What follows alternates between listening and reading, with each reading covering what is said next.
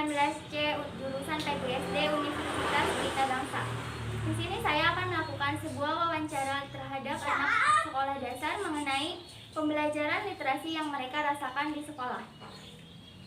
Sebelumnya, wawancara ini dilakukan untuk memenuhi tugas UTS saya, mata kuliah pembelajaran literasi. Baik, untuk mengefektifkan waktu, kita akan mulai. Di sini sudah ada salah satu anak sekolah dasar yang bersedia untuk saya wawancarai. Halo Adek, Adek namanya siapa? Feni Nuraini. Oke Adek Feni, nanti kakak akan memberikan pertanyaan-pertanyaan. Nanti Adek menjawab sesuai perasaan yang Adek rasakan ya. Oke baik. Pertanyaan pertama itu, apakah kamu menyukai kegiatan menulis, membaca dan menulis? Enggak. Okay. Terus, kenapa kamu tidak menyukai kegiatan membaca dan menulis, Dek? Lama. Oh, lama ya? Bosan juga? Oke. Lalu, apakah guru kamu selalu menyuruh untuk melakukan kegiatan menulis dan membaca buku sebelum belajar? Enggak. Oh. Oke. Lalu, bagaimana cara guru kamu menyuruh kamu untuk membaca dan menulis? Dikte. Oke, sama? Oh, seperti itu ya, Dek. Oke. Lalu, apakah orang tua kamu sering mengingatkan kamu untuk belajar? Iya. Mama sering ini ya, mengingatin buat belajar ya? Oke. Tapi apakah orang tua kamu sering menyuruh kamu membaca dan menulis? Iya. Oke. Bagaimana cara orang tua kamu menyuruhmu belajar? Oh, sering diomelin dulu ya. Karena kamu gak mau belajar ya, makanya harus diomelin dulu ya. Oke, gak apa-apa. Kamu lebih suka belajar sendiri apa disuruh orang tua, Dek? Belajar sendiri. Oke, belajar sendiri. Karena kalau disuruh orang tua, kenapa, Dek? Malas ya? Oh. Apakah kamu bisa mengaplikasikan ilmu pengetahuan yang kamu dapatkan di sekolah? Bisa. Contohnya, Dek? Baca. Terus? Nulis. Terus? Itu bisa, Dek? Bisa. Oke, alhamdulillah. Terus ini pertanyaan terakhir ya, Dek. Apakah kamu, jika kamu disuruh memilih ya, kamu akan pilih membaca atau menulis? Menulis. Oke. Makasih, Dedek. Oke, terima kasih Adek karena sudah menjawab pertanyaan-pertanyaan dari kakak. Kakak simpan ya jawabannya ya. Terima kasih juga karena kamu sudah menyempatkan waktu buat kakak ya. Makasih. Terima kasih. Nanti sampai jumpa lagi. Dadah. Jadi yang dapat saya simpulkan dari wawancara tadi bahwa minat baca dan tulis anak di Indonesia ini masih tergolong rendah ya, masih rendah.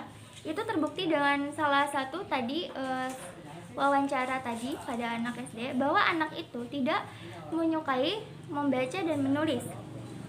Dan salah satu faktor penyebab terjadinya rendahnya minat baca pada anak karena tidak adanya penanaman kebiasaan membaca dan menulis.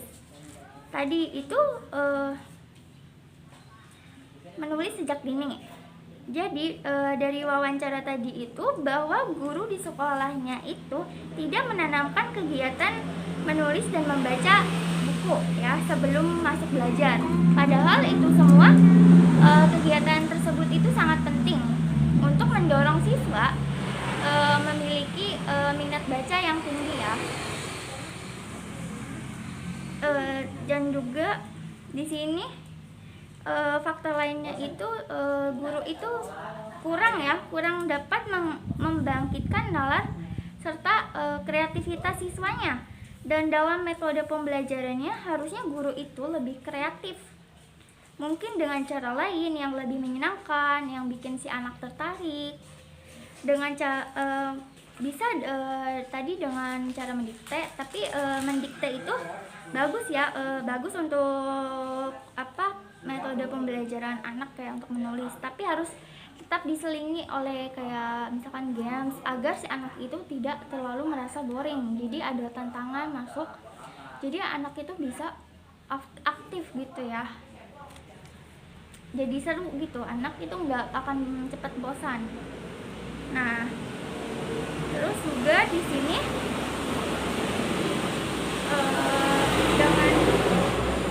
dan faktornya berada pada orang tua ya. Tadi bagus juga sih orang tuanya selalu mengingatkan anaknya untuk belajar ya. Tapi seringkali kita juga ya sebagai orang tua itu salah kaprah. Ketika kita punya anak, kita akan membuat atau melakukan berbagai hal untuk memastikan anak kita itu bisa mengeja, menulis, dan membaca. Tapi begitu anak kita itu selesai, mungkin anak kita itu bisa baca, mungkin setelah itu orang tua itu merasa tanggung jawabnya sudah selesai atau urusannya sudah selesai. Padahal kan bisa membaca dan suka membaca itu itu tuh dua hal yang berbeda. Jadi seharusnya kita sebagai orang tua itu selain menyuruh anak untuk belajar atau mengingatkan anak untuk belajar, kita juga harus mengenalkan buku pada anak sejak dini ya. Pada anak kita belum sejak dini. Nah, bisa dari sejak kecil dengan cara seperti membacakan dongeng atau buku sebelum tidur. Biasanya kan anak suka ya mendengarkan dongeng.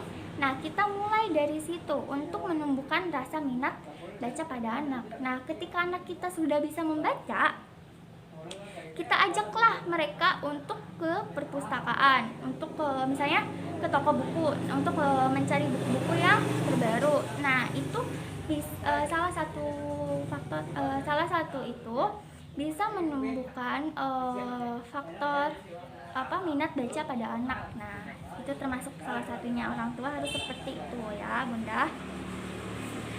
Lalu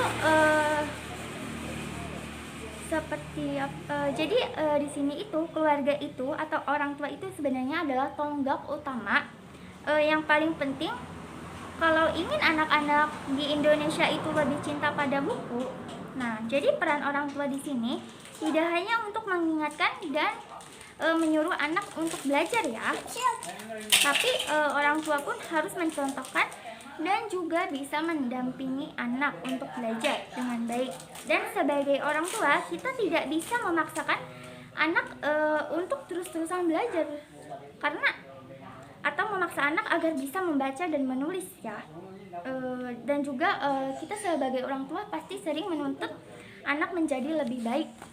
Pasti dari situ misalnya anak kita nggak mau belajar, lalu kita memarahi dia dan memarahi anak kita karena anak kita itu tidak mau belajar. Nah, karena salah satu efek dari selalu memarahi anak itu, anak akan menjadi pasif dan kurang inisiatif.